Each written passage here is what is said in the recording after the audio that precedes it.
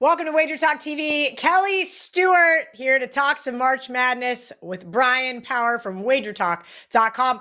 Bryan Power, today we are going over your 3 top March Madness betting tips. Give me number 1. Sure, Kelly. Number 1 is there are multiple markets to consider, okay? Side and total markets this time of year, we know they tend to be pretty efficient. You have other options. That's important to remember. Player props, futures, such as, who wins the region, who comes out of the region, who wins the national championship. There's that 1st to 15 bet that's becoming more and more popular. To that point, as we've discussed before, you and I, Kelly, I'm not a huge player prop guy, but when the side and total markets are at their most efficient, I'm not afraid to turn there. Look no further than the Super Bowl. I had Kyle Juszczyk in the Super Bowl to have a reception. It cashed on the second play of the game. There's also other tournaments to consider, okay? The NIT. I know everyone wants to turn their nose up at the NIT. I went 6-2 in the NIT last year, 75%. Pretty sure the money that you win from betting the NIT still spends the same as the money you win from betting the NCAA Tournament. My second tip would be to have multiple sportsbook accounts. I think this is something that everyone knows by now. Lines move fast. They will certainly vary. You want to get the best number possible, guys. This goes not for only individual games, but futures as well. To that point, for example, here, I'm just going to pull up something that I saw earlier today. You could have got Kentucky at DraftKings to win the national championship plus 2,200. At FanDuel, those odds were plus 3,500. Where would you rather bet? I think the answer was pretty obvious there. And lastly, Kelly, my third general tip for March Madness. This is really important. I really want to stress this. You don't have to bet every game, gang, including the final 4, okay? Or including the first 4, I should say, which is, of course, the play-in round. There's 67 NCAA tournament games. You don't have to bet all of them, like it says right there on the screen.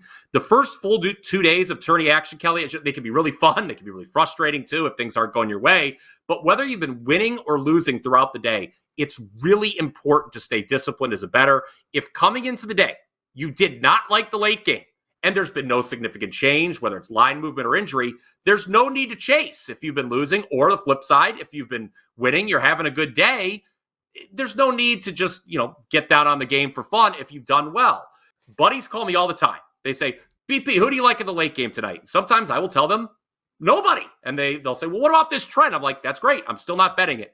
It's very important to be disciplined as a bettor. Do not chase. You don't have to bet every game in March Madness. As I said, there are 67 of them, and that is just the NCAA tournament. And BP, you don't know this because you've never been to Vegas for March Madness with us, but this is probably why, I'd say 80% chance I'm not coming to Turning Stone. When I'm at home on my couch, stone sober, I have the discipline. I'm so good. When I am with Trig and CT and all the guys and the drinks are flowing in the sports book and they're cheering for this game and I didn't get any action on, you can bet your ass I'm not missing out on the next one. The discipline goes out the window when you're in a sports book in a March Madness-esque type setting. So that is probably why I will not be joining you guys. And that's for my own good. I know myself too well. Bryan Power, Power 25 gets you 25% off any all-access package of his over at wagertalk.com. WT.buzz/BP. That gets you 1 day, 7 days, 30 days, 365 days, whatever your fancy, 25% off Power 25. BP, let's get into a little bit more nuanced strategies, right, for March Madness. Some of the things that we're going to be looking for. First off, and we're going to get into these a little deeper dive. If you're going to bet the underdogs, which of course is one of my favorite things to do, we sprinkling on the money line? Well, this is a very interesting thing that I found, Kelly, and it makes a lot of sense. But you go back to 2017. Are we choosing an arbitrary point? Yes, we are. But just work with me here. If you placed a $100 money line bet on every NCAA tournament underdog, you'd be up $1,132. If you bet $100 on every tournament underdog ATS, you'd be up $723. So underdogs are at $723, obviously. So betting underdogs is profitable this time of year, right? I mean, the public, it's the one time, Kelly, where the public loves underdogs, okay? And the catch-22 here, obviously why it's more profitable long-term to bet on the money line is because when you have those big upsets, right? I mean, Fairleigh Dickinson over Purdue last year. If you catch them money line, I mean, that's going to, you're sitting pretty. You're playing with house money. the rest of the way. But of course, those are the games we're going in. You don't necessarily expect the dog to win outright. I would advise people to be wary of the trendy underdog in round one. Last year, I'll give an example. Drake Miami. That got me last year. Everybody was on Drake, it seemed, and they failed to get the job done.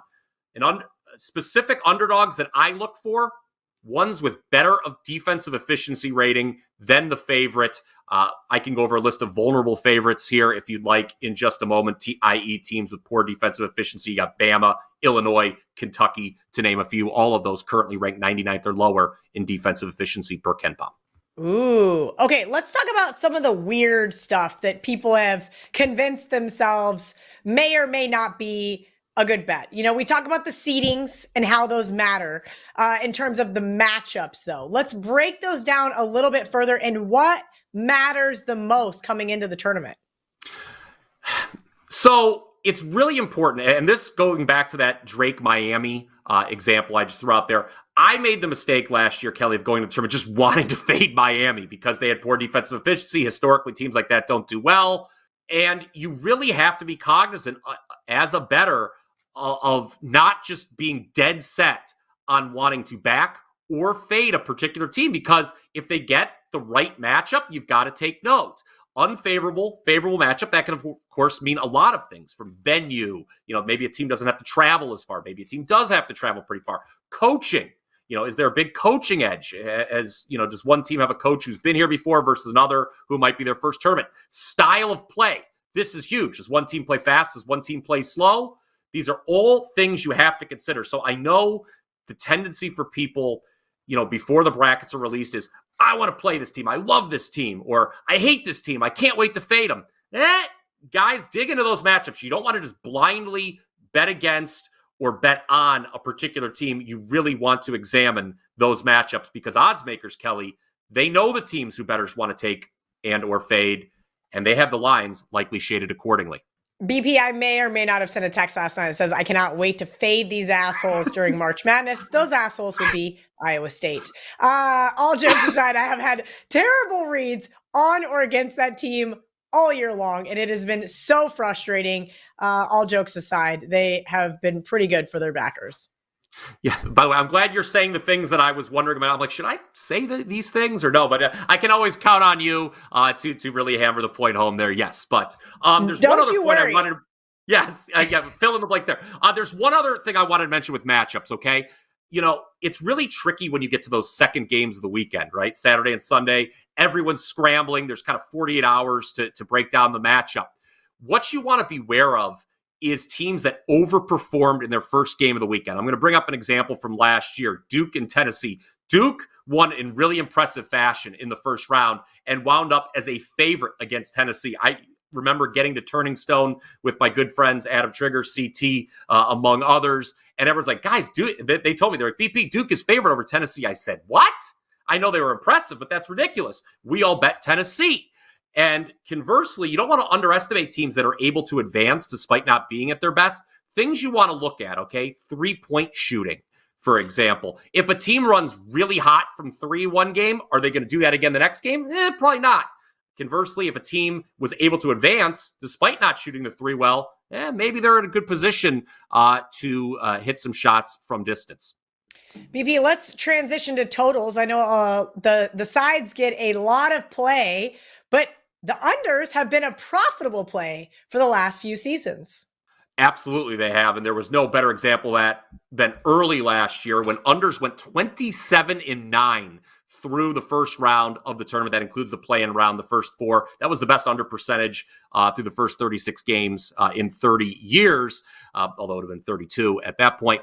Overs have not been profitable since 2017. So, look, people like betting the overs, but unders are the way to go. I actually hate betting overs. I'm a guy who, when I go to games in person, I always am known for betting the under, and I just stare at the two teams doing a Jedi mind trick saying, please miss this shot. It more often than not works. But one thing that people want to take note of as well, betting the under in games played in football stadiums. This was something that everyone was all about because it was the sight lines. Teams were shooting horribly. This isn't often the case until the Final Four when you get those large, cavernous venues. But betting the under in those games has actually not been as profitable as it once was. Reason being, the odds makers have caught on to that trend, and they're posting very low totals in most instances. That makes relative sense to me. You're absolutely right about that. Or playing in unfamiliar venues, or playing at Madison Square Garden, which is a very famous basketball venue. You're going to get a little bit of a differentiating factor there. Okay, BP, I got to know, who do you think is going to win it all? And how should you be looking to bet on a team that you think is going to win it all? Do I know who's going to win it all in 2024? No, I don't, but I can give you a list of teams that it probably will be. Since 1999, Kelly, which is when Ken Palm started, all but one national champ, 2014 UConn, which is the outlier, I think, in like every national championship discussion.